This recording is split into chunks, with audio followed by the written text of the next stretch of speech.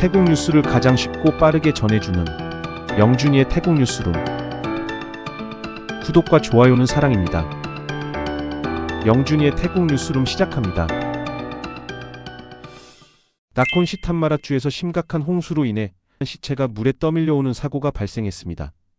한 주민이 물살에 떠내려온 시신을 발견하고 구조대에 도움을 요청했으며 해당 지역은 현재 식량 부족과 단전으로 큰 어려움을 겪고 있어 신속한 지원이 필요한 상황입니다.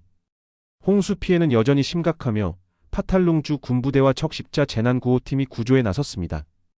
나콘 시탄마라 도심 일부 지역은 물이 2m 이상 차오르며 주민들이 고립되었고 환자와 노약자들도 긴급 퇴피했습니다. 세리랑싯대학교 기후변화 및 재난센터 소장은 올해 남부 홍수가 50년 만에 최악이라며 12월 19일 이후부터는 물이 바다로 빠져나가며 상황이 점차 호전될 것이라고 전망했습니다.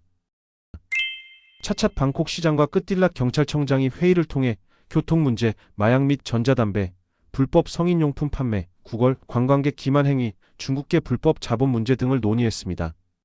수쿠 및 도로를 시범지역으로 지정해 문제 해결에 나설 계획이며 경찰과 협력해 각 사안별 작업팀을 구성해 실질적 성과를 도출하겠다고 밝혔습니다. 노숙자 문제도 내년까지 수를 줄이는 것을 목표로 하고 법 집행을 강화해 방콕의 사회 질서를 개선할 방침입니다. 태국 중앙선거관리위원회 위원장이 정당 해산청원에 대한 진행 상황을 발표했습니다. 현재 4건에서 8건만이 검토 중이며 일부는 최종 단계에 이르렀다고 밝혔습니다. 특히 탁신 전 총리의 푸아타이당 지배 논란과 관련해 지난 10월 제기된 4건의 청원에 대해 조사위원회가 진술을 확보했고 관련 언론사와 패텅탄 푸아타이당 대표에게도 해명 요청 서한을 발송했습니다. 또한 탁신 전 총리가 후아인 세미나에서 발언한 내용도 사실관계 검토에 포함될 것이라고 덧붙였습니다.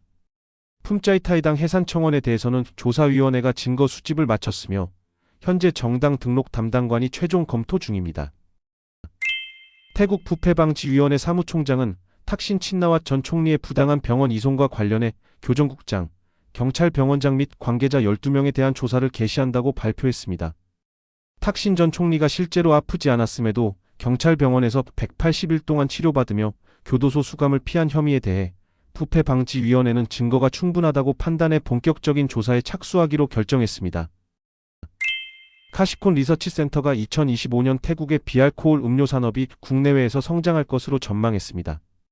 국내 시장 매출은 2290억 바트로 전년 대비 3.3% 성장하지만 지난 3년간 연평균 성장률 4.7%에 비해 둔화될 것으로 예상했습니다.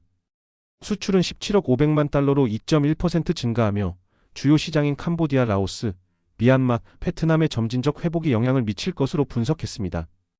탄산음료와 병입수는 시장의 55%를 차지하며 2025년 각각 2.6%, 4.8% 성장할 것으로 보입니다. 또한 기능성 음료는 건강 관심 증가로 7% 성장하며 높은 잠재력을 보이고 있습니다. 다만 경쟁 심화와 상품 수명 단축, 생산 비용 상승, 당류세 인상 등이 산업의 주요 위험 요인으로 작용할 전망입니다. 태국 상무부가 폐플라스틱 수입 규제를 명확히 하는 2가지 조치를 발표했습니다. 첫째, 2024년 12월 17일부터 12월 31일까지 한시적으로 국내 부종량에 한해 폐플라스틱 수입을 허용합니다.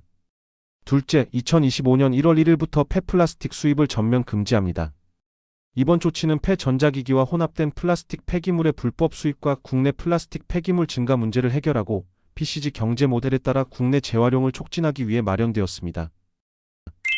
방콕 라크라방 지역의 한 교육기관에서 오라 전기차 화재 사고가 발생한 것과 관련해 장성자동차가 공식 성명을 발표했습니다. 사고를 조사한 결과 화재 원인은 차량 내부 시스템이나 배터리 문제가 아닌 외부 요인이라고 밝혔습니다. 이는 사고 현장의 CCTV 영상을 통해 확인되었으며 현재 경찰이 추가 조사를 진행 중입니다. GWM은 고전압 배터리가 화재와 무관하다는 점을 강조하며 배터리는 안전하고 내구성이 있다고 설명했습니다. 한편 소비자들은 외부 요인이 무엇인지 명확히 밝혀달라며 의구심을 제기하고 있으며 CCTV 증거와 구체적인 설명을 기다리고 있습니다. 피라판 부총리 겸 에너지부 장관은 에너지정책관리위원회가 액화석 유가스 가격 동결을 결정했다고 발표했습니다. 이번 조치에 따라 2025년 1월 1일부터 3월 31일까지 LPG 도매 가격은 킬로그램당 20.9바트 부가세 제외로 유지되며 15kg 용기 기준 소매 가격은 약 423바트 수준이 됩니다. 수라퐁 교통부 차관이 국제운전면허증 신청 서비스를 빠오땅 애플리케이션을 통해 제공한다고 발표했습니다. 이 서비스는 신청부터 결제, 발급, 우편 배송까지 24시간 가능하며 시간과 비용을 절감합니다.